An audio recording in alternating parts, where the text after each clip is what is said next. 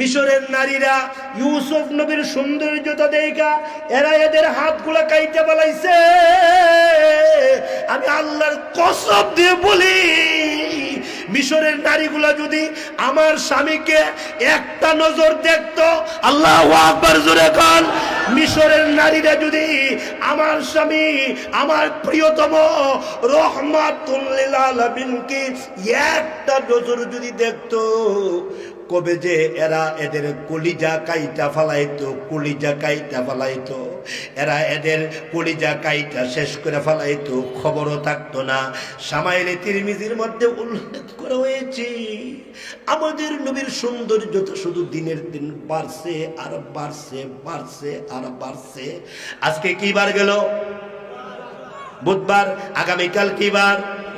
বৃহস্পতিবার। বুধবারে নবীকে যতটুকু সুন্দর দেখা গেছে, বৃহস্পতিবারে আরো বেশি, শুক্রবারে আরো বেশি, শনিবারে আরো বেশি, রবিবারে আরো বেশি। এইভাবে করে করে করে করে নবীর সৌন্দর্যটা, নবীর সৌন্দর্য, নবীর সৌন্দর্যের ফোকাস, নবীর সৌন্দর্যের আলো শুধু বাড়ছে আর বাড়ছে আর বাড়ছে। জোরে বলেন আল্লাহু আকবার। নবীর সৌন্দর্যতা শুধু বাড়ছে। আমরা যত বয়স বাড়ে তত চামড়া ঢিলা হয়, আমরা যত বয়স বাড়ে তত চোখের পাওয়ার কমে, আমরা যত বয়স বাড়ে তত সৌন্দর্যতা কমে।